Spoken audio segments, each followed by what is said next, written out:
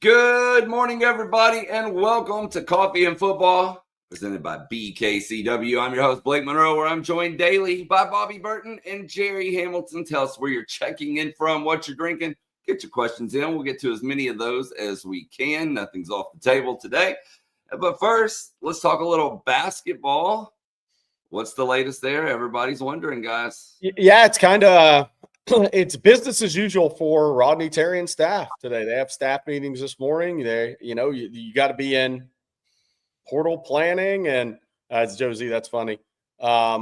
Recruiting and look, I think we all know where the situation is and where it's headed, but it's business as usual this morning. And we'll see Bobby kind of on the timeline and why that timeline matters based on what you wrote yesterday. Yeah, absolutely. And what I wrote yesterday and what needs to be remembered here is I've been told multiple times in various ways that Rodney Terry is the head coach of the University of Texas until he's not the head coach at the University of Texas. Let's talk about the two biggest hires of the Chris Del Conte regime outside of Chris Beard. Take him out, but if you talk about two hires for Texas, Steve Sarkisian and Jim Schlossnagle, think about the timing of those.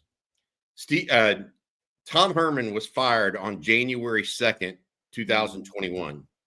Steve Sarkisian was hired on January 2nd, 2021. David Pierce, the baseball coach at the University of Texas, was fired on June 24th of 2024. Jim Schlossnagle was hired on June 25th of 2024. Chris Del Conte has an MO here that people need to realize. He wants a new coach ready to go prior to firing the old one, because he's not one of these guys. And it was described to me yesterday as they don't want to do patchwork where stuff's left hanging in the wind after the fact and all that. They want to get from A to B and go forward. And so while Jerry's right, it's work as usual. If you're a Longhorn basketball coach, that's not necessarily indicative of a team or a staff that's going to be there tomorrow. They all know what's going on. I mean, everybody's aware. There's no people with a cone on that don't understand and are only looking straight here and don't understand what's going on. Yeah, inside the building. Yes. To Jerry's point, my point is some people, a national reporter yesterday said, hey, it's going to happen. We think it's going to happen soon. Okay. What we've maintained is we don't know when it's going to happen, but we think we're about 99% sure it's going to happen at some point. Chris Del Conte's got to lock down the person he wants. The problem, and this is the reality of it, the problem is that person could be still coaching right now in the NCAA tournament. And until that is handled, he can't just hand over the reins the next day. And so I think that's a complicating factor. And so you're not going to see, I highly doubt you see Rodney Terry let go until Texas has its replacement ready to go as well. That's my read on the situation based on who I've talked to. And I think that's a normal thing for how Texas wants to handle this. So agree or disagree, however you want to. I think that's how this is going down. Yeah, and it's the timing of everything's always interesting. Like portal opens March 25th, closes April 15th. A lot of guys' names are jumping in the portal right now. But of course, when you have a coaching change and make a new hire, they may want to bring 3, 4, 5 of their guys with them. So suddenly it doesn't look as daunting, right? Depending on if you make that hire, who that guy has coming back and how many of those guys he wants to bring to a different job. What's interesting is from a high school perspective, I mean, Koa Pete, a 5-star power forward younger brother of Andrews Pete, who I went and saw in high school as a 5-star offensive lineman that picked Stanford over Texas, USC, and a couple others at the time.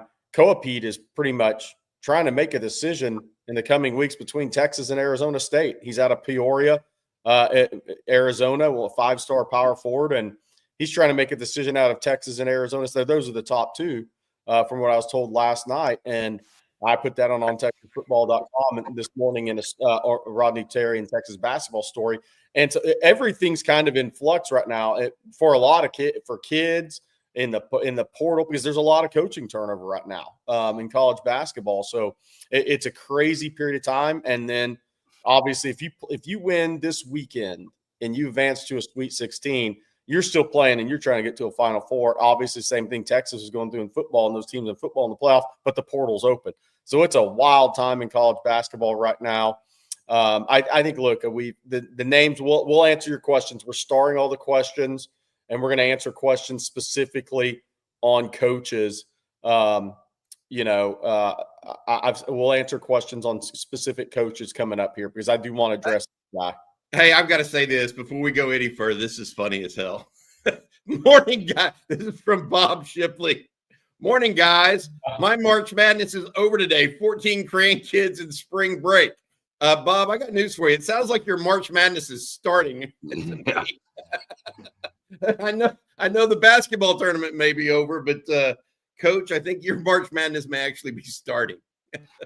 Hey, I also want to bring up this comment, because Isaiah Stewart's in here seemingly every day, it seems like anyway. And he says, good morning, and hook 'em from the delivery room up in Connecticut. Second future Longhorn fan on the way. So an early congratulations. Hey, Isaiah, don't let him put that UConn jersey on that kid. They do it up there, man. They put the UConn jersey out and send them out to you. Don't let that happen. Congratulations. Congratulate, in all seriousness. Congratulations to Isaiah Stewart. I also want to mention we lost a fan earlier this week, guy out in Bandera, Texas, that a friend of mine knows, or cousin of mine knows, and thinking about him and his family. I don't want to put his name out there because I'm not sure that they would like that, but thinking about him as well. All the way around, Isaiah, congratulations, buddy. Can't wait to visit with you about it going forward. Really happy for you. All right. And before we go forward, Bobby, I'm going to let you tell everyone out there how they can escape the insurance trap. Yeah, thanks, Blake. BKCW is a business insurance firm here in Austin, Texas. They help you escape the insurance trap by providing you with the tools you need to help your insurance rate for your business. They give you safety training programs, dedicated risk consultant on hand to help you save time and make your employees safer. They show insurance carriers that your business is a good fit for them, because let's face it, when it comes to premiums, most factors are out of control. BKCW focuses on what you can control, and that's your risk profile. If you want to learn more about what BKCW Business Insurance can provide you and your business, go to bkcw.com or send an email to info@bkcw.com to get started and get the support you deserve. That's bkcw.com. Longhorn owned BKCW. Okay. Thank you, Bobby. And moving on here, guys, we haven't got to talk a lot of recruiting here lately, and obviously there's not a ton going on until next week. But Jerry Diabell is heading to Austin. Why is that? Elite 11 this weekend in Austin. So Diabell is going to be taking part in that. Another opportunity for him to spend time around the Texas staff, Steve Sarkisian, AJ Milwee. But he is back in Austin, not for a visit specifically, to compete in the Elite 11 in Austin. CJ Vogel will be there and going to have some stuff on Diabell from that. We'll all be converging on Austin next weekend when the big visit weekend starts, March 29th, that weekend. Obviously, that's when recruiting will really pick up, the next piece of recruiting for Texas, because you're going to have a lot of guys stepping on campus, whether it be March 29th or April 12th for the first time, or the first time in a while, as Texas works to round out their official visitors list and make some decisions on some kids if they want to push for official visits, or if they think some of these recruitments are in a good position to move forward, similar to Jamie French last year, and some guys like Myron Charles and Josiah Sharma, who first made it to campus in the spring, Grayson Littleton, Zealous Hicks. There were a number of guys like that. So that's what's the next big piece for Texas recruiting right now. And Texas just remains like Cameron. Hamill, the corner out of Phoenix area, who Mark Orfe's second offer. Well, Texas hadn't scheduled him for an official visit yet, but he's coming in. I believe next weekend is when he's coming in.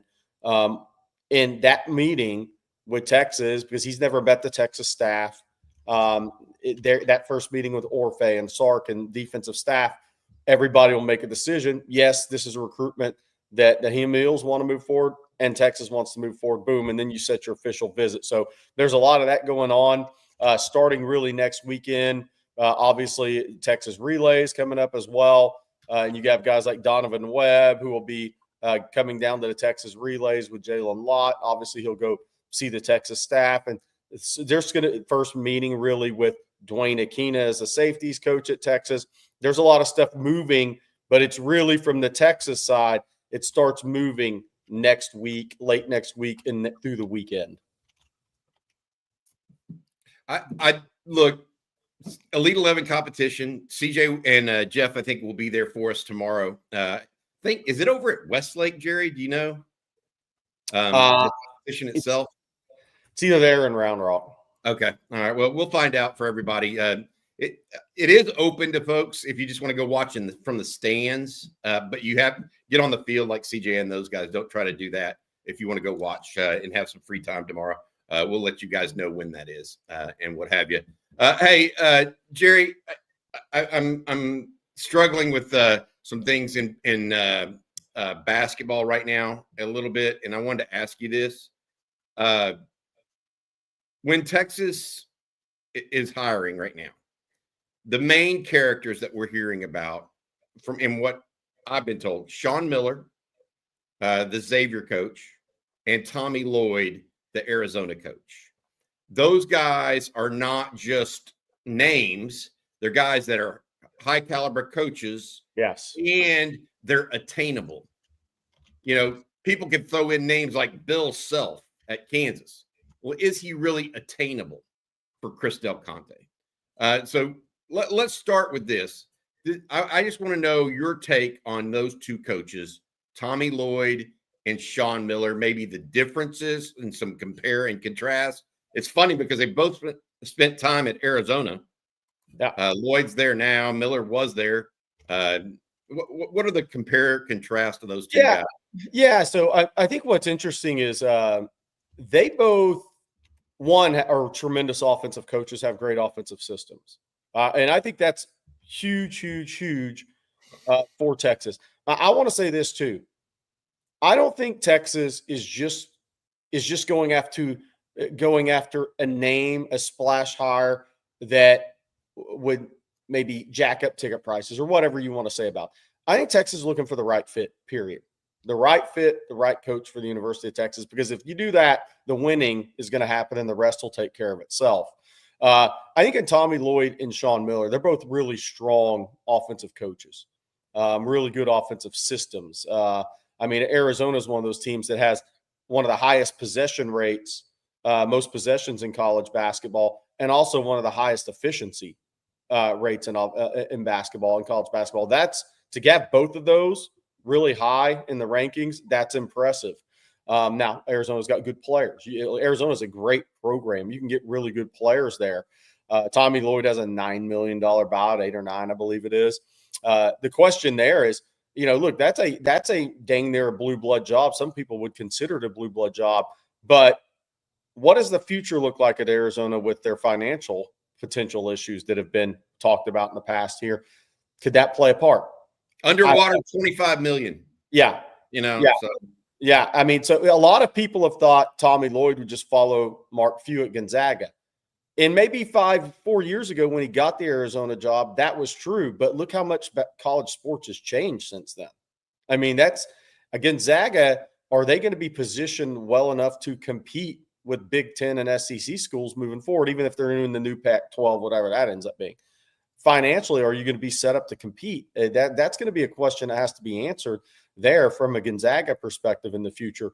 But one thing I've always loved, people that know me in basketball had conversations, and we're not saying these guys are going to be the head coach. We're just giving some detail about them in case we need to, so people learn more. Tommy Lloyd he has an assistant, Jack Murphy, and Tommy Lloyd are probably the best combo of international basketball recruiters going. Tommy Lloyd was the guy that got a lot of those, was the primary that had made the connections and built up the connections to get all those international players to Gonzaga when he was under Mark Few. And if you go look at Gonzaga and all the international players they've had that have gone on to be tremendous college players, NBA draft picks, really good pros, it's as impressive as anything you'll see considering Gonzaga's in Spokane. Well, how did that happen? Well, Tommy Lloyd was the beast in that category of getting those guys to the States and getting them to Gonzaga. So that's one area. And Sean Miller, when he was at Arizona, did an amazing job with international recruiting as well. Another guy with a really good offensive system, right? That offensively can go take swings against Todd Golden and Nate Oates, and they'll be swinging back and forth offensively against each other. But that international component in recruiting, I've always believed is where Texas has not made a big enough point of emphasis, because Texas is a worldwide brand. Texas has worldwide brand players. They still do now. Katie's getting older, so that time can run out a little bit for you. But I think Texas could be a strong international recruiting program, and I think they should be. And I think that's an area that's probably been missed a lot, in the Rick Barnes era. I mean, he had a couple of guys, but I think Texas could be a high-level international recruiting program. So I think both those guys. Look, I asked a college assistant last night, a buddy of mine, about those guys, and he thought either guys would be tremendous coaches at the University of Texas. Thought Tommy Lloyd would be a great fit. So this was my quote I have on Texas football, and Sean Miller, terrific coach, has the type of offensive system Texas needs, would win at Texas, understands demand of big time job. On Tommy Lloyd, great offensive system, very impressive recruiting strategy. His assistant Jack Murphy and Tommy are a strong combo in international recruiting, would be really good fit at Texas. And that's guys. So as much as my opinion out there on those guys, I always want to ask guys that are in the college game off the record about their opinion on these guys as more guys pop up. But I mean, look, I think we know, there's a lot of vetting going on, whether that's, that doesn't mean these guys are going to be serious candidates. Doug McDermott, Todd Golden, Ryan Odom, Mick Cronin, you name it, those guys. And we're going to answer your questions on each of those guys, but there's a lot going on behind the scenes, and it's all going to be about Tommy. Or it's going to be about timing, not Tommy. Timing.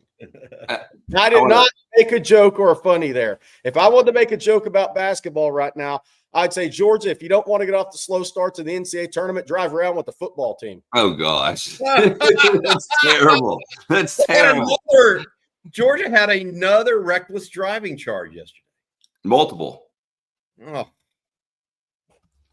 And the basketball team was down 30-5 in the NCAA tournament to Gonzaga.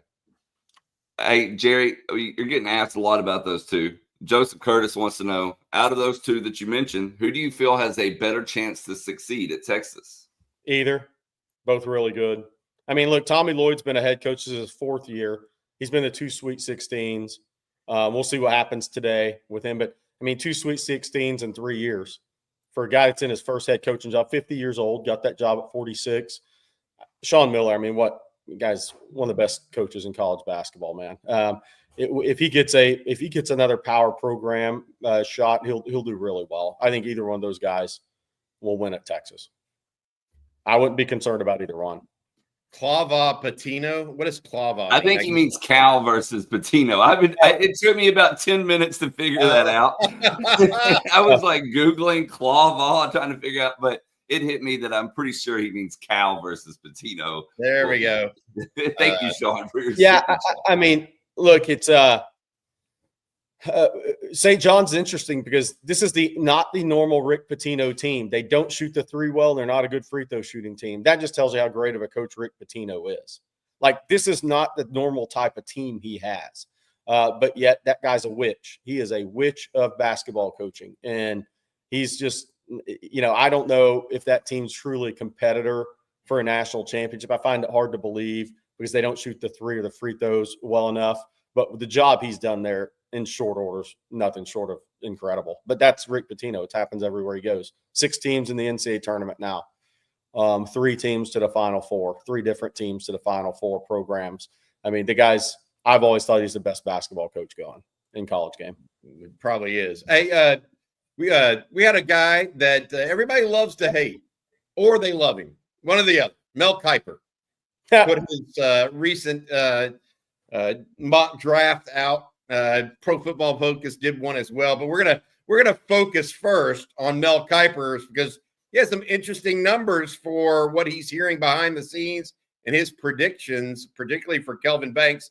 But Blake, if you don't mind bringing those up, let's talk about Mel Kiper's NFL draft report, because I think Kelvin Banks fans may be a little disappointed here. I was about to say you're about to make everybody really mad, or I guess I am since I'm the one bringing it up. But we'll start here with who he has as the first Longhorn taken off the board at number 22, Matthew Golden, going to the Chargers. He says they can rebuild their wide receiver room, starting with Golden. And then 2 picks later, guys, Jahdae Barron going to the Vikings. Now, he did mention, I will say, he did mention earlier in the early teens that Barron could go in that range in those picks. He mentioned him a few times. But then at number 31 at the Chiefs, Kelvin Banks. And I also will mention he said that he could go to the Seahawks in that early teen range as well, but he has him going to the Chiefs at 31. Well, I would say this. One, I don't think he's going to go that low, but if he did, it may be the best thing to happen for him. Not financially in the first contract, but from a team standpoint, oh yeah, that'd be a great place to be. Just what you want to give the Chiefs is Kelvin Banks. I mean, that's just not going to happen. I mean, that wouldn't happen. He's not going that low, dude. No, there's no. I would be very surprised, but you know what? It might hurt the first contract a little bit, but man, I think it would be a great scenario for Kelvin as a player. It doesn't give me much faith in Mel Kiper. I'll put it that way. I'm also going to add a little more to it. When he mentioned that Banks could go to the Seahawks, it was because he would move to the inside and play guard. Yeah. So. Okay. I just disagree. Why are they so I don't get it. He's got a longer arm reach than Will Campbell. Yep. He's a better athlete than Will Campbell. He's a more violent athlete than Will Campbell. Yet they think he's more likely to move inside than Will Campbell. I will never understand. It's like a double standard for Kelvin Banks. Not sure why. Not sure why. I'd love to find out. You know, Lance Zierlein we had on. He seems to think that there's some possibility that he plays guard as well. And I have no problem saying there's a possibility that he plays guard. While y'all are talking about this, I need to bounce out a second. I need to bounce out. Okay, go take a call. Jerry's going to take a phone call that may matter.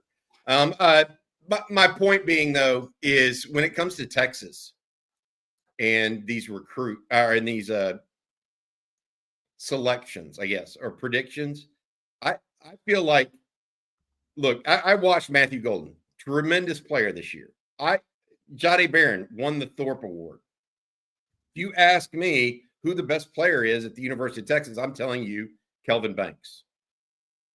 That's the difference. And so it seems antithetical to me that he wouldn't be the first pick of the draft. Hey, Jerry, while you're out, I mentioned this, okay? I just got to tell you, there was nothing major newsworthy, but it's crazy. All the college basketball coaching buddies I have are all calling me, asking me what's going on too. It's kind of weird. It's funny. It's one of those times, Bobby, you've been through that time where some guys kind of know, they call, hey, what's going on? Is it going down? When's it going down? Blah, blah. You know, it's like it's nonstop time. Yep. Hey, Jerry, what I was saying about Kelvin Banks and that order of draft pick, Jahdae Barron won the Thorpe. Matthew Golden had an unbelievable year. But in my opinion, the best player on the team was still Kelvin Banks. So for him to go third just doesn't make sense to me. Does it make sense to anybody else out there? I mean, Jerry, what do you think? Does it make sense to you? I mean, it doesn't to me. Yeah, no, no. I mean, the whole Kelvin Banks thing is, I mean, look, could he play guard early and then kick out the tackle? There's been guys in college that have done that. There's been guys in the pros that have done that. The whole Kelvin Banks thing, just I don't know. I always go back, and I'm a broken record on this. I always go back to when Derek Johnson came out. People were like, "Is he physical enough?" All right. I mean, so what did he drop to 15 to the Chiefs? I mean, I always go back 14 NFL years later, by the way. You know. I always go back to Kevin Durant. Kevin Durant was dinged, or people were talking about he couldn't bench 185 pounds. Well, he was a freshman that was, 6'10", 200 pounds with a 90-inch wingspan and had never lifted weights in his life. It's just looking for warts. It's looking for warts. It's looking for reasons, and it's like a mole hunt. That's what these pro drafts are all about, and I get it. They're investing millions of dollars, but some of the process, I don't know. It kind of baffles me at times.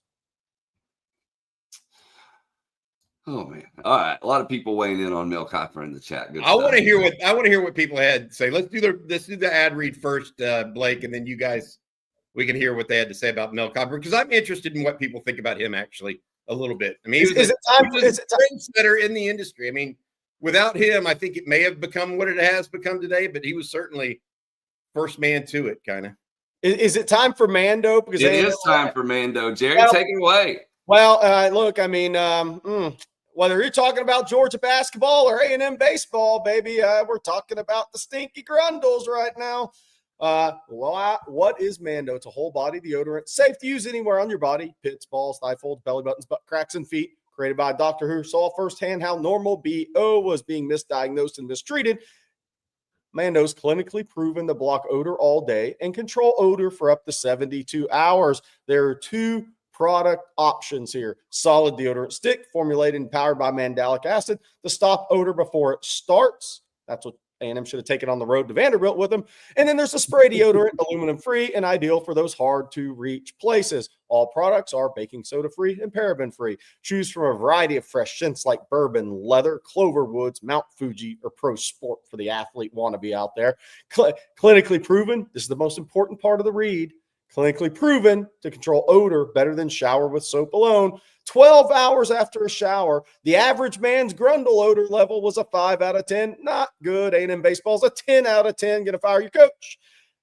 With Mando, the average grundle odor level is 0 out of 10. That's where you want to be. That was Gonzaga versus Georgia yesterday. Want to try America's #1 whole body deodorant formula right now? You can find them at Walmart, Target, and other retailers across the country. For the best deals, go to shopmando.com. Mando starter pack is perfect for new customers. It comes with solid stick deodorant, cream tube deodorant, 2 free products of your choice, like mini body wash and deodorant wipes, and free shipping. As a special offer for listeners, new customers get $5 off a starter pack with our exclusive code. That equates to 40% off your starter pack using code ONTexas, all caps, at shopmando.com. And here's where I give you credit.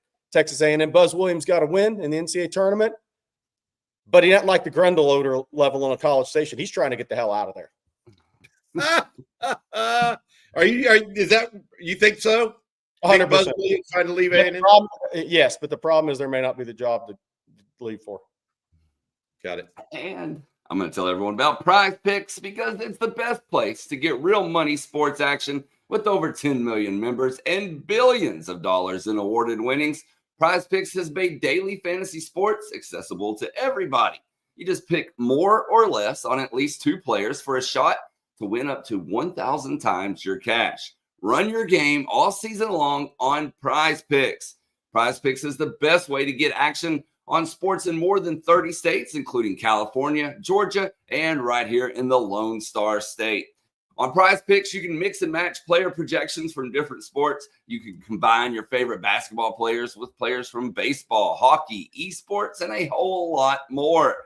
And Prize Picks also invented the flex play, which means you can still cash out even if your lineup isn't perfect. Mine rarely is. You can double your money even if one of your picks doesn't hit.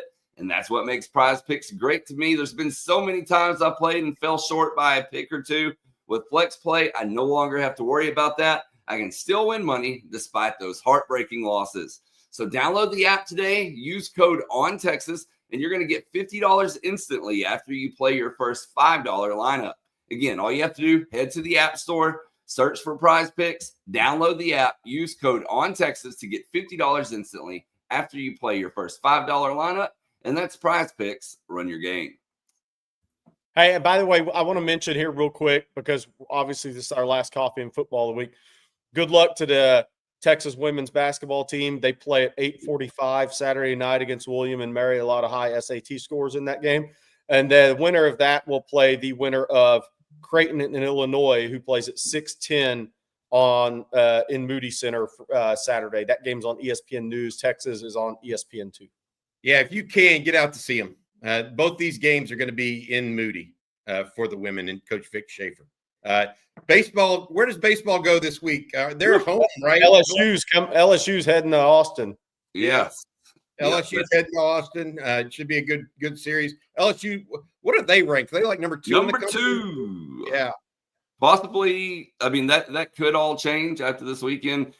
Tennessee has now dropped a couple, including yesterday, and they are ranked number 1. So if LSU takes the series, they're most likely looking at number 1. And then if Texas takes the series, they'll shoot way up there as well. But David Keith Williams was actually asking in the chat what would be a successful weekend. And I mean, obviously winning the series or sweeping the series would be great. But man, what we talked about it earlier in the week, guys, this starts the run of just top 25 SEC team after top 25 SEC team. So you got to collect those wins wherever you can get them going forward.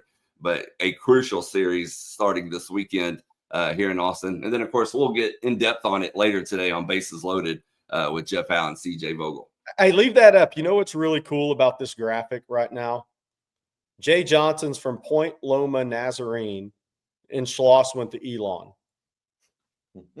Man, I didn't know Schloss went to Elon. That's a small school in North Carolina. Class of 92. You look.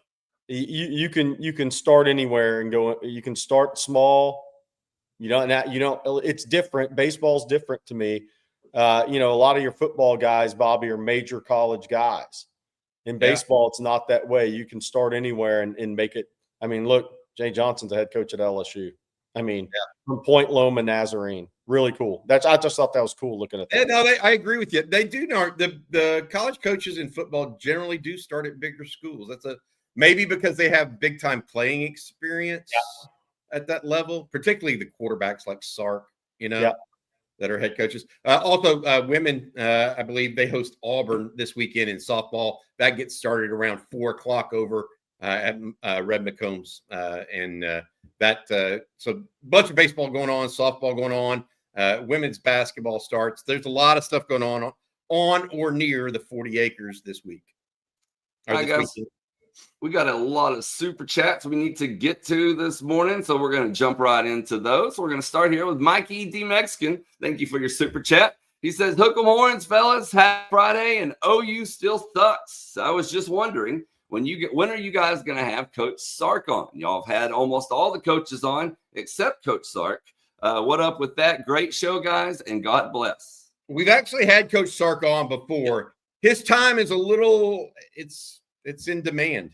He's got to go do Bussin' with the Boys and the Pat McAfee show and live appearances on the NFL Network. That's kind of how that works. It's not because any other reason. His time is just a little bit more difficult to get to. We've had him on though before. I'll try to get him on again. I promise. And that's kind of up to the SID at the University of Texas, because I will say this: they have to be equitable across platforms. They can't just say, "Oh, well, we choose this." I mean, they got to be even-handed, and I understand that. And I hope you guys do too. I would want the same thing if I were in the other folks' shoes. But look, we'd love to have Coach Sark on and welcome him on anytime possible, Mikey. Our next super chat comes from Lockin' Horns. Thank you, Lockin' Horns. Why have we been so ineffective in the short yard running game? Offensive line, strength, techniques, scheme, running back, skill, quarterback, overall offensive scheme. What is it? And can we fix this? Yeah, great question, first of all. And if I had every single part of this answer, maybe I would be making $10 million a year as the coach of the Longhorns. What Sark did late in the year, he became very gimmicky. for short yardage because he felt like he couldn't do it just the old natural way, right? You saw him snap the ball between Gunnar Helm's legs to the tailback. You saw him run Arch Manning out there because he realized that his short yardage run game weren't good. Here is my synopsis of why it was problematic. I think that Hayden Connor and Jake Majors, while very good players, are better in pass protection than they are in straightforward power run blocking. And that is not a knock on either of them. They both started 3 and 4 years for the University of Texas. It's just not their strength. And whenever you're trying to run strength on strength, and your guys like Hayden Connor's a better pass protector than he is a run blocker, in my opinion. Okay. So that's one piece of it. The second piece of it, with Quinn Ewers, you effectively take away two things. The true quarterback zone read, you don't really even think about that in short yardage, right?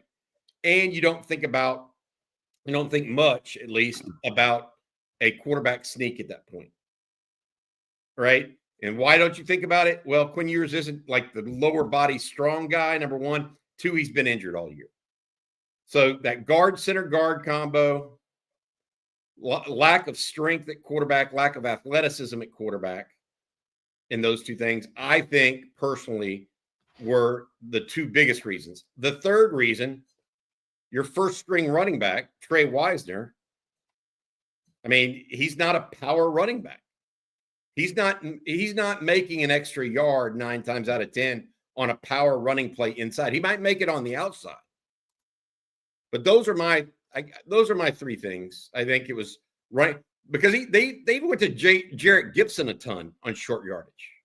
From a fullback position. But he had the fumbles last year. You're not going to put him in the I formation. Yeah. And so look, I feel like that was part of it. I really do. I think all of those things combined to give Texas some real problems in the short yardage. Theoretically, and Jerry and I and Blake, and we've all talked about this, Rod Babers, we all believe that Texas should be better in the short run game this year because of personnel in particular. Quarterback, left guard, center should be more people movers as opposed to people shielders. I think is the best way to put that up front. Yeah, I agree with all that. By the way, somebody asked, could we get Major Applewhite on the show? Probably not while he's the head coach at South Alabama, but after he's done, for sure. Yeah. Our next super chat, guys, comes from It's 420 Somewhere. Thank you. And they say, with all the new faces and now having more coaches and having more position-specific coaches, how does Sark and PK manage all those coaches and make sure that everybody's on the same page? Man, that is a good question. It's a lot more cooks in the kitchen, right? Well, I think so. Here's the one thing, I'm not saying it's not important to the program, but every time an analyst is hired, it's like become a big story, but it's really not. I mean, there's guys who are keying, extra sets of eyes, right? Making sure, these guys like Sark, they may want an extra set of eyes, right? Maybe some ideas, but I don't think it's not as difficult as it's made out to be because a lot of these guys have very small roles. And so I think we just live in this day and age where, analysts hired, huge deal, breaking news. Well, I'm not saying the guy's not going to be a good coach one day if he's a younger guy or whatnot, but it's not always as big as it's made out to be, in my opinion. I mean, there's a lot of people in these programs now, and they all have a job to do, but obviously there's a ladder amongst that group, and all of them don't factor in to the day-to-day to the level of others. I will add this. How do they manage them all? Sark has the blueprint from Nick Saban on how you manage that entire group. I mean, Jerry, we talked about it. Was it Alex Mortensen, Major Applewhite? Those guys at Alabama under Nick Saban, they were off-field assistants waiting to get back into the game a little bit. I mean, all they did was draw up plays, and, oh, hey, what about this play? We're just looking for one more play. And all they did was look for one more play a game, basically, to run out there. Sark, and so Saban had those guys doing that. And I think Sark's just going to use that blueprint to a large degree. To Jerry's point about, now we have an H-back coach, and now we have an edge pass rushing coach. Some of those are bigger positions. I think like this recent one where we're going to have a specialist coach that literally just works with the kickers and the punters. I think that's a great thing. I think it would have been great to have somebody like that or somebody more accomplished to have like that last year when Bert Auburn was flailing, right? So there are elements of that. But to Jerry's point, what is Kerry Joseph going to do for the University of Texas? He's the former quarterbacks coach at the Chicago Bears. It's now going to be an assistant to the assistant quarterback coach, I guess. I don't know. I don't know what's going to happen there and what he can bring. Maybe just picking out tendencies of opposing quarterbacks. You never know. But Sark, the thing about it, I think at least he's been places where he's seen how a coach like Nick Saban manages that group. I think it's a big deal. And I think it's a big deal that there's more eyes to what Jerry said. Who those eyes are, I don't know that that is always that important, I guess. Our next super chat is going to have us switch gears back to basketball for just a moment, fellas. And Jeff Carey, thank you for your super chat, says, what game surprised and what team impressed yesterday? I'd say Clemson losing surprised. Yeah, I mean, the NCAA tournament, the one thing about it is, if you go out, what was Clemson, 1 of 15 on their first, 1 of 15 from 3, their first 15 attempts. If you go out and can't throw it in the ocean, you lose. I mean, that's the NCAA tournament for you, right? I mean, that's it in a nutshell. Who impressed yesterday? It's interesting. We need to bring up some questions about the coaches because some of those guys impressed yesterday. Like Ben McCallum, I think is a tremendous coach. I think his style of play is interesting moving forward as he moves into Iowa or whatever major job he has. He's at Drake, right? Yeah. He's at Drake. Is that the kid that shot the one-legged three-pointer? Yeah. No, that kid's a tremendous player. He'll play in the NBA. Who impressed yesterday? Really impressed yesterday. BYU beat a good VCU team yesterday. I'll tell you, kind of impressed yesterday was Arkansas. I mean, that's a good win. That was a solid win for them. UCLA played really well late last night against Utah State. I watched some of that. Creighton played really well against Louisville, McDermott. Gonzaga played really well. Georgia was awful in the first part of that game yesterday. I would say for the late night game that very few people watched, UCLA played really well last night because Utah State's no pushover. I mean, Utah State is the falsely kid that is going to play pro ball. UCLA looked a lot better than I thought they would last night for a team that didn't get much press going into the tournament. I would say, though, if you had to look at one, St. John's last night, and I don't think they have the shooting, free throw shooting, three-point shooting to win it, but last night they made 14 threes, and they were 11 of 15 from the free throw line. Rick Pitino's team, and they're playing Omaha. I get it. But statistically this year is not that I'm looking up the stats while I'm saying this is not a normal Rick Pitino team. They only shot 30.4% from the three this year. That's like one of the worst in the country. But yet in the first round of the tournament, they go out and make 14 of 37 and 9 threes in the first half. They shot 37 threes? I mean, Rick Pitino is a magic touch guy. Like, they shot 30 from 3 and 68 from the line this year. That's about as bad as you'll see for a team. No. They shot 37 three-point shots in a game. Yeah, they made 14. They made 9 in the first half of that game last night. It's like just Rick Pitino stuff, man. It's like, oh, we can't throw it in the ocean all year. We can't make free throws. We get to the NCAA tournament, you make 9 threes in the first half, 14 in the game, and you made 11 of 15 free throws. It's like, They had one of their best shooting games of the year in the first round of the NCAA tournament. Typical Rick Pitino, I'm a basketball witch type of stuff. Now, can they do it consistently to get to a Final Four? Their stats this year would say otherwise, but nobody wins like Rick Pitino. Very few do. Is he the guy that adheres? I obviously don't follow basketball as closely as you do.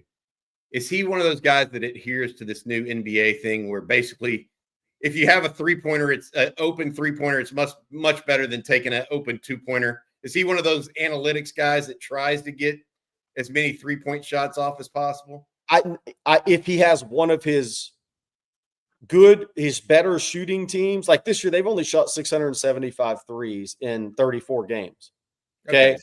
Normally, if he has a good shooting team, that number would be around 900. So his teams play fast pace. He has multiple presses he uses. He changes pace unbelievably well. Changes pace and tempo within games, but they don't shoot as many threes this year as his normal teams would, just because he didn't have the personnel. Which this may be one of his better coaching jobs of all time. That St. John's is the 2 seed with not his normal basketball team. Those are the coaches you look at and say, you literally could give this guy chicken and he would make it a tournament team. When guys that can coach teams that don't have the personnel and ideally play the style of basketball he wants, and he's turned around, he's a 2 seed, that's one great basketball coach, or one great coach in any sport, period. Hey, I know we have a lot of questions about guys. Can you bring some of these up, like specific guys? Because people are asking about these guys. Before I do that, I sure will. But let me tell everyone out there about the good folks at Cure Hydration, because Cure is a plant-based hydrating electrolyte drink mix with no added sugar. It's natural, delicious, and it's convenient. It's the best convenient way to keep you and your whole family hydrated, but without the artificial stuff. Very selective on what I put in my body, so Cure is right up my alley. It's made with clean ingredients, which means you stay healthy, you stay energized, but you don't have a crash.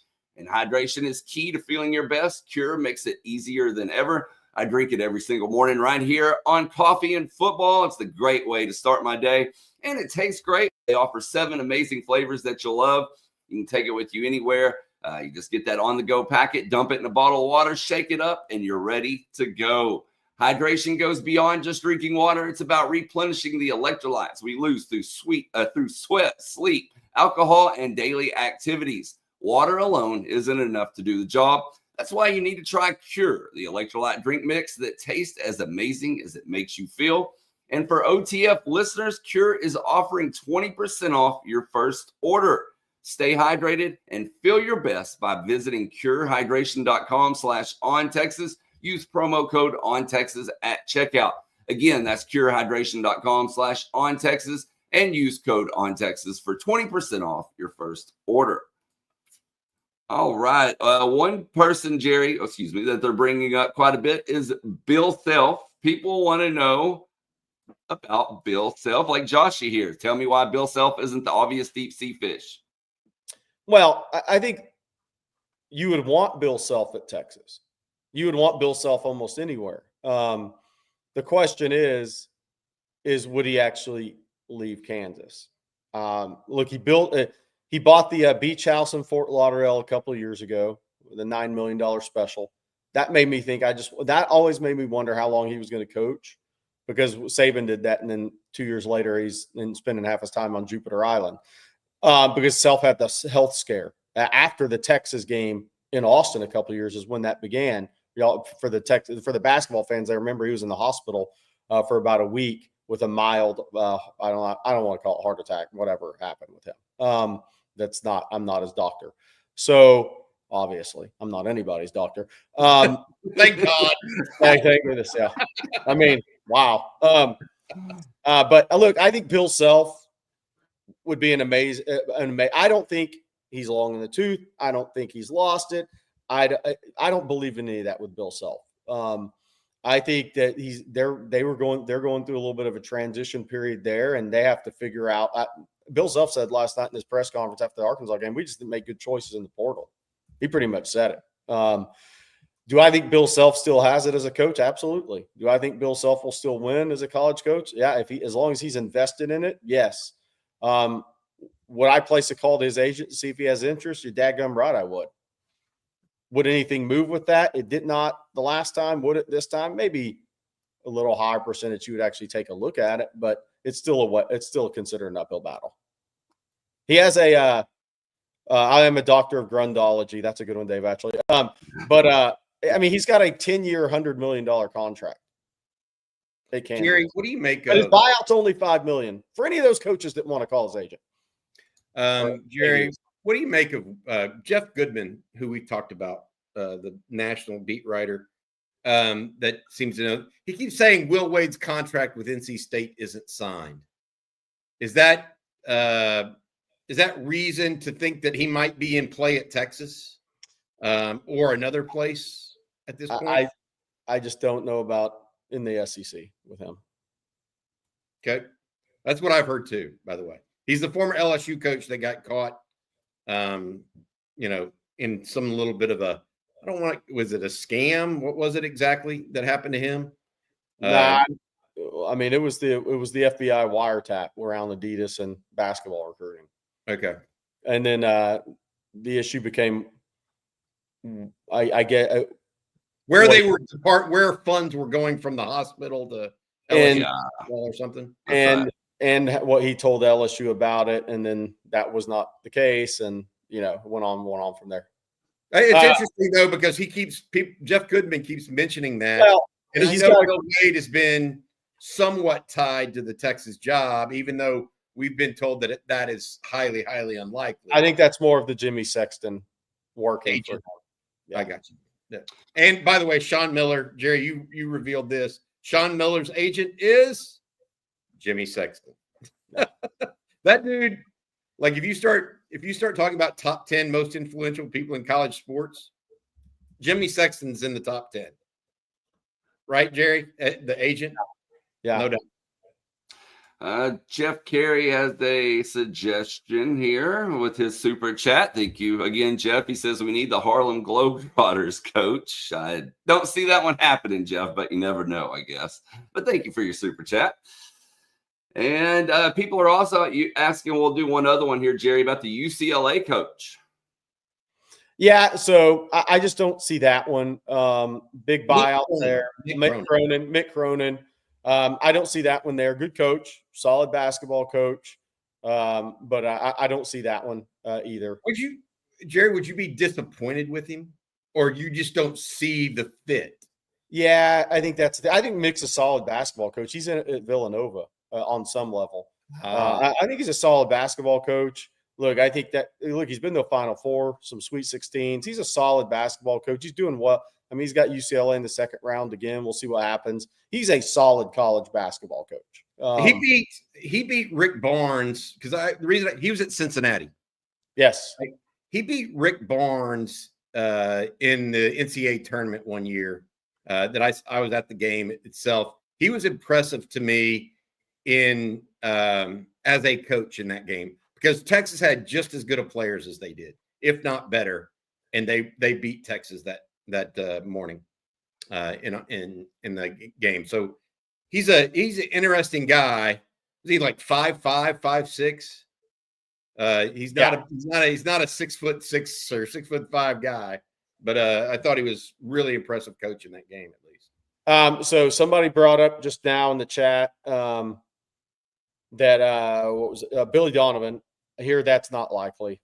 Look, I've said before, like with Billy Donovan, if you're going to go back to college basketball, why wouldn't you just wait a year and get North Carolina if you want to go back? Yeah. I know or go to Kansas if Bill Self leaves. There you go. I can tell who will be trying to get the Kansas job. A lot of people will be, but if Self were to leave, it'd be Chris Beard would try like everything to get that job. Yeah. He got no love. Chris Beard got no love at Indiana. Nah, none. I just think the things that happened with Bobby Knight on the way out of Indiana and what caused Beard to get fired, that was just never going to – I was told that was going to be a no-go. Yeah, period. Just two similar issues to revisit that issue. Yeah, fair enough. There's a lot of other questions. Ben McCollum. So people have asked about Ben McCollum, rumored to be in on very deep in the Iowa job. Tremendous basketball coach.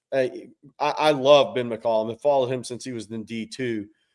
He's interesting because, and he's a great coach, don't get me wrong, he plays such a deliberate style that they have more.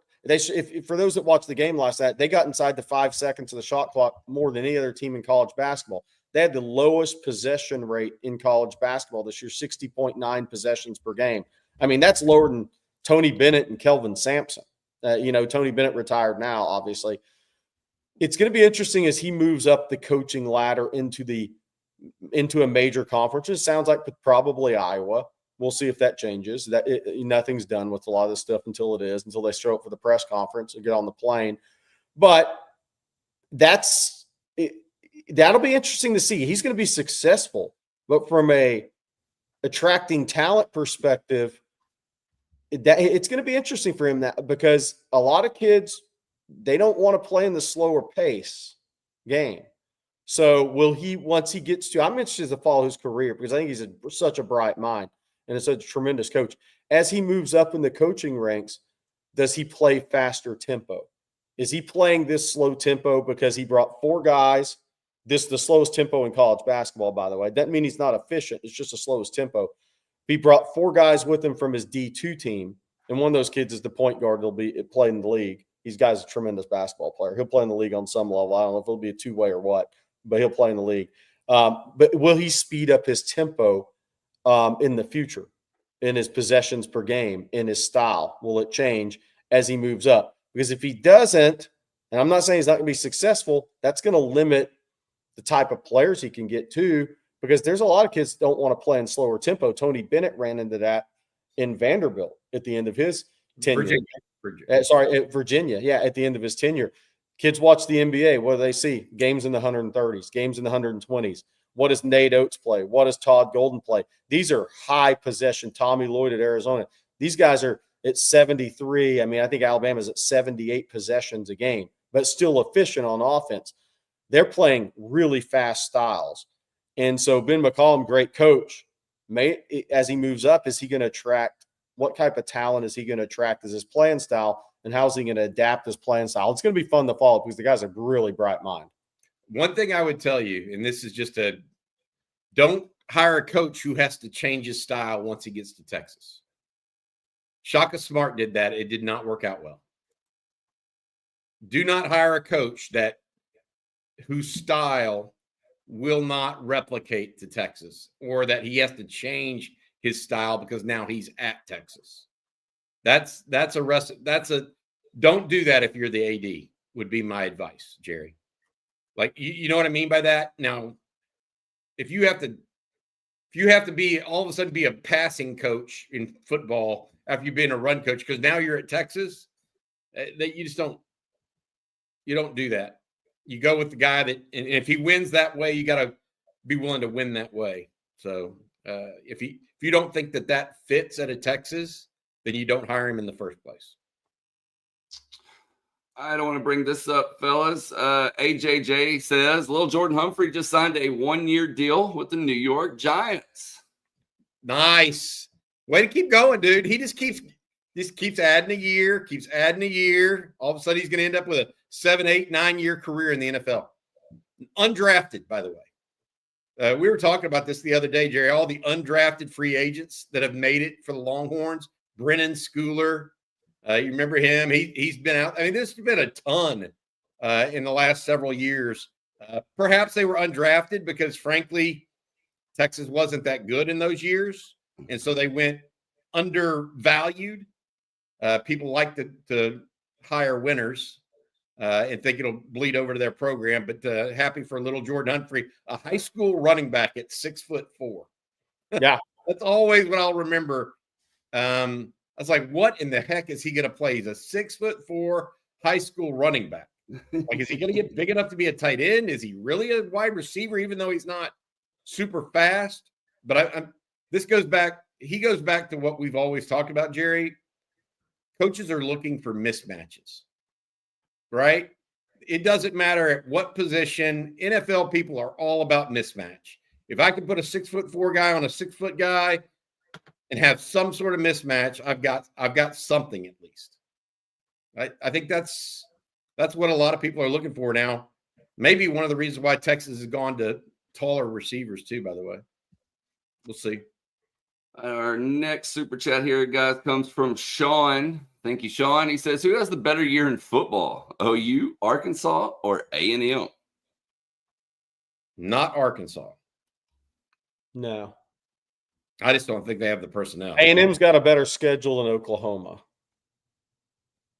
Oklahoma's got a brutal schedule when your job's on the line too. But Billy Napier got past that last year. A&M's got to retool their defense, man. Now they've got a defensive coach. Are you betting on Marcel Reed or John Mateer, Jerry, at quarterback? Marcel Reed for the Aggies, well, Mateer for OU. I'm more betting on A&M's schedule over Oklahoma's. Okay. That's kind of where I'm headed with that. I mean, Oklahoma has arguably the toughest schedule in the country next year. Yeah. I think they have the number 1 ranked schedule, right? They do. And A&M's not that. I would bet on A&M because of schedule probably. Oklahoma's got that's a really tough schedule. We'll see if look, this may be Billy Nate. You know what this may be for Brent Venables, Jerry? It may be his Billy Napier year. A year ago this time, we were talking about how Billy Napier would be lucky to survive his job going into the offseason that he had. He survived it and actually started to flourish a little bit late, right? Brent Venables may be in the same situation with the Sooners this year. Yeah. It's I think it's do or die in Norman. Yeah. And he's got a schedule that's going to be very, very difficult to navigate. He wins 8 games. I think they keep him. He wins 7 or less. I think he's gone. Can I bring one up real quick? Yeah. Doug, there's been some questions about Doug McDermott at Creighton. I think he's a guy that gets a look. Would he move? You never know, but really good offensive coach. Really good offensive coach. But is he at kind of a job that he really likes and is very comfortable at? I hear he is. Yeah, I've heard the Creighton coach would be hard to move. Yeah. To Jerry's point. Some of these guys just hard. Look, why would you – no offense, but why – if you're making $3 million a year, how much more money do you really need? If you're happy. Yeah, and you're happy and, now double my salary and let's talk, right? That's all. There's always that. But my point being, at what point do some of these guys they have very, very they have great jobs as it is. How much more do they need? Yeah. I mean, and you look at a guy like McDermott, you just don't look, I don't know the man, so I can't speak for the man. I'm lucky enough to know some of these guys with the business I'm in, but I don't know him. So here's the question for a guy like him. He was at Iowa State. He's had a great high major job before, and it didn't go well. So what is his thought process with something like that? I'm at Creighton. I'm winning.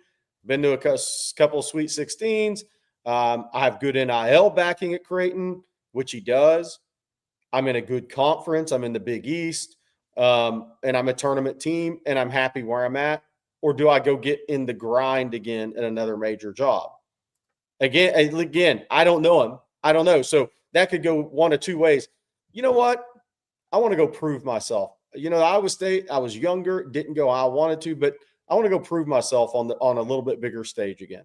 Or the other thought process is, I got a great job. I'm happy where I'm at. I love coaching ball here. I've got great support. I love my AD. I love my fans. I love all the alumni. I mean, there's two ways of thought about that, two ways to think about that. And I don't know which way he would absolutely go. I hear he'd be tougher to move like Bobby. Here's one, Blake, we need to address because we're getting close. Gut feeling on Aaliyah Chavez decision March 25th. I don't think we have anything new on that one. No, I don't really have a gut feeling at this point either. So I want to say this. I mean, March 25th, a big day at University of Texas. Yes. Spring practice starts, NFL Pro Day, Aaliyah Chavez decision. There's going to be a lot going on. We'll be down there, Jerry. We're ready for it. I hope everything goes the right direction for the Longhorns. Hey, Jerry and Blake, Rodney Terry moments ago posted on Twitter or X, whatever you want to call it. Thank you, Longhorn Nation, for your consistent support And a special thanks to all our players, coaches, and staff for your commitment and continuing to stay the course of the season or all season. Love you guys. Let's play this video, Blake, if you don't mind. You don't remember anything, the 3 things I told you all year long. Okay? No, you never disappoint anybody. And the 3 people you never want to disappoint are who are. You never want to disappoint God. You always have an incredible relationship in life, okay, with God. You're never going to get anywhere without faith. Okay, so you have to have an incredible relationship, okay, with God. Okay? What's the second one? Family, man. You never want to disappoint your family. Never. You do whatever you can to not disappoint your loved ones and your family, right? So your relationship with God, okay, your family. You're not disappointing anybody. What's your third one? You got to love yourself, man. Love yourself. No matter what people say about you, they can't hurt you. No weapon formed against you. Nobody can hurt you. You control your own destiny in life. And again, it's not always going to go the way you want it to go. Okay, and when it doesn't, you get up off the mat and you keep on working, man. Just stay the course. You always stay the course. And you don't remember anything. Good stuff. Look, I don't know that was the normal end of season tweet that you would see from a college basketball head coach if he thought he was returning next year. But certainly wise words from Rodney Terry and a heartfelt note, I think, to all involved, wishing him nothing but the best as this transpires in front of us. Hey, David Keith Williams has a great question. This is for the chat, everybody's opinion. I actually love this question. The question does not have anything to do with Coach Terry and the Texas basketball team. But what sport is the most difficult to coach? And let's talk college on this question. Let's take college athletics today, where we're at with NIL, with portal and everything. Football, basketball, or baseball? So basketball is the easiest turnaround because of the portal. And here's the crazy thing about basketball. Now, you saw Kirk Cignetti do it at Indiana last year. Bobby mentioned this. We were talking about basketball the other day. Kirk Cignetti goes from James Madison to Indiana. And I don't know the number of guys he took with him, but it was a lot. And guys that knew his system, boom, got a quarterback transfer in that was a good player, boom, and put it together quickly at Indiana. Traditionally, though, basketball is easier to have a turnaround in college sports. Now, that this may not go into difficult to coach, but if we're talking, let's first get into, if you hire a new coach, which sport can you turn around the quickest? Basketball is the one for me because if you leave a job for another job and you take 3 guys with you, you already have a 30-year rotation, and you're not taking the bad players with you. You're taking the really good players with you. So you're already in basketball. It's an easier, quick build to me. Baseball might be similar due to the portal. I think football's takes the longest build in most cases, especially at your blue bloods, depending on where you're at when you take that job. But difficulty to coach. I've always said football is the most difficult to coach because you have the most kids in the locker room and you have to keep the mouths happy and eating. And football is the most difficult from all-encompassing, not just the game within the game, not just the scheme, not just having 22 players, but it's a bigger locker room. There's more personalities.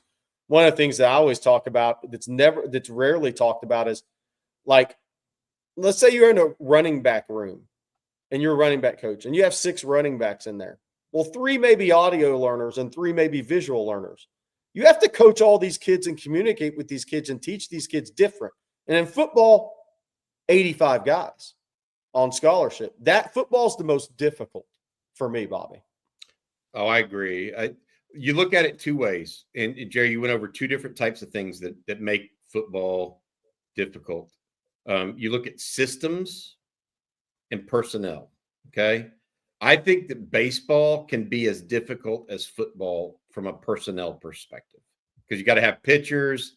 You got to fill out 9 different positions. You got to get a batting order. I think baseball from a personnel standpoint can be as difficult as football. I really do, especially on the college level where you're navigating whether or not they're going pro,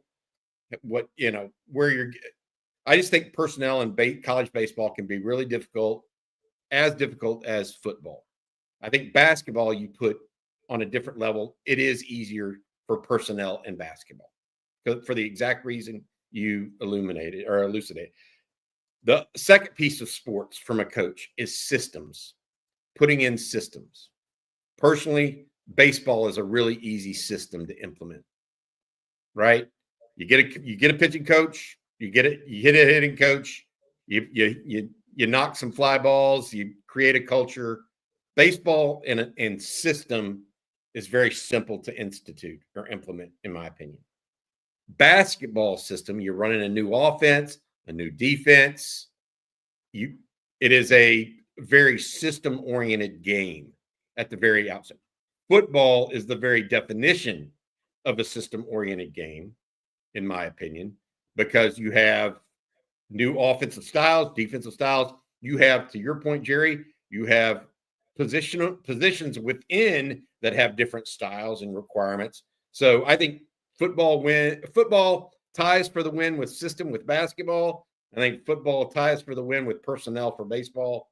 And it's the only sport that has both of those three. So I think it's the most difficult to coach football overall and to have success, not necessarily just to roll the ball out, but to have success. I agree with the chat. Michael Early would say baseball, the A&M coach. But I would say he lost again last night, right, to Vanderbilt? Vanderbilt, yeah, 3-5. I'm telling you guys, I know people think he's going to probably get fired at the end of the season. If I'm A&M, I might make the move so that I have a chance to actually make the NCAA tournament. Like they're on a crash course not to make the NCAA tournament. Okay, he goes out there and loses another series this weekend. Why wouldn't you just make the move and try to stir up the locker room? Because right now, the way it's going, they've got nothing to lose with him as head coach. Yeah. Yeah, I agree. By the way, I want to say the last part on that question. I think in-game basketball is the most difficult to coach because it's moving so fast up and down constantly. There's more possessions. Yep. I mean, you're talking about you're coaching in a Tom Izzo versus Florida basketball game. Just say that. Just say Auburn, Michigan State makes it to the Elite Eight. You're talking about 75 possessions. You're coaching every single possession and it's nonstop. And then, I mean, basketball, I think in game's the toughest to coach. And I think coaching that may be true. I think that's fair. The in-game nuances may be more different. Can you bring this back up, Blake? The question? No, the Michael Early buyout. Oh, yeah. Did it's I like read that right? It is. It's guaranteed. I think it's actually 3.9 is what it is. I researched it the other day. I mean, what brilliant person came up with that? Are you serious? They gave a guaranteed. So, look. Oh my God. I mean, that is so dumb. Yeah. So if they fire him, let's see, before 2028, without calls, they'll owe him 100% of $3.9 million. They hired an unproven assistant that only had been in college baseball for 8 years as an assistant. And they did it. They made the hire so the kids wouldn't transfer to Texas. Yep. Bottom line. That's 100% correct. Unbelievable. And then they guarantee him $4 million. Dude, something's in the water at A&M. People were seeing red on that, and they did not want those players transferring to Texas. Yep. And they made a very short-sighted decision. That's 100% correct. And anger. 100% correct. We probably all made them, but not to that tune. I mean, just throw away money, man. It's crazy. You burn dollar bills. That's what that is. All right, Bobby, before we get to our last question of the day, I'm going to let you tell everyone out there about BKCW. Yeah, our friends at BKCW have been helping and talking about the insurance trap for a long time, all season long. Look, you know the drill. Renewal time rolls around. You scramble for quotes and end up stuck with a higher price. BKCW Business Insurance helps you break that cycle They'll dive deep into your past claims, assess your risk, and deploy tools to help you make your company safer. Then they'll bring you the most competitive options available. With BKCW, the goal is simple: help make you and your employees safer so you can save money and hopefully experience fewer claims. If you want to learn more about Austin-owned, Longhorn-owned BKCW, and what they can provide you and your business, go to bkcw.com or send an email to info@bkcw.com to get started and get the support that you and your company deserve. That's BKCW. Thank you, Bobby. And our last one today, fellas, is a super chat from our friend Jack. Jack, thank you as always. We appreciate you. He says, Jerry and Bobby. Man, that sounds like a NASCAR driver. Jerry Would KJ Lacey be a possible package quarterback for the end zone? Not at the expense of a red shirt. And not at the expense. I mean, he's too slight. He's a hell of an athlete. But he's so slight, Jerry. I mean, you don't want him getting beat up in the red zone. Yeah. I hear what he's trying to get at. To Jerry's point, KJ Lacey, a former point guard, high-level point. I mean, can make some people miss. But physically, I just don't think it goes there. I would say this: if it goes there, then plan A's and B's have gone wrong.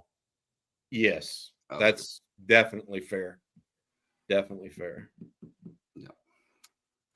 All right, guys. Well, that's going to do it for today's episode of Coffee and Football presented by BKCW. I want to thank them along with Cure, Price Picks, and Mando all for sponsoring today's show. Of course, thank you all for tuning in and the great questions, the super chats. Just remember, if you didn't get your question answered, you can head over to ontexasfootball.com. Join in on the discussion there. If you're not a member, become one very easily. Use promo code OTFOG. You'll be able to lock in an annual subscription for just $49.95. Again, that's promo code OTFOG. And Bobby, what's later today right here on Texas Football?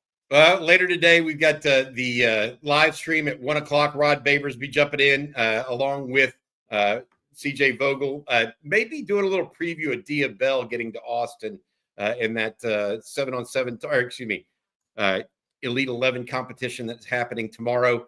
We also have some other news and notes. We're going to be monitoring the Rodney Terry situation. Obviously, Blake, you and CJ and Jeff Howe have bases loaded, as well previewing the LSU series and what's going on behind the scenes with Texas baseball. I think there's some recruiting stuff going on there.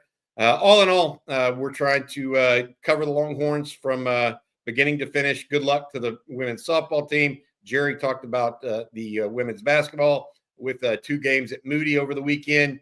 Let's have some fun this weekend, guys. I want to mention this. One of my friends is driving on Vaughn Lane today. He's going from Dallas to Austin for the weekend, meet with some boys. So enjoy your weekend, however you're going to do it. We appreciate you guys very, very much. That's right. And you can check out Vaughn Lane at vaughnlane.com as well. And riding a little luxury every now and again. Yeah. All right. Well, he's really doing it. He's going to do it. He wants to see what it's like. He heard the ad read, said, I'm going to do that. I'm going to go down. He usually takes his car, but his buddies are going to be down there. I think it'll be fun. Good way to travel. Yep, for sure. And also, Isaiah, once again, congratulations. They're talking about it in the chat, and it just reminded me of that. That's awesome, man. For sure. Keep us updated on Monday. And speaking of Monday, we will be back then. Hope you all have a great weekend. So for Bobby Burton and Jerry Hamilton,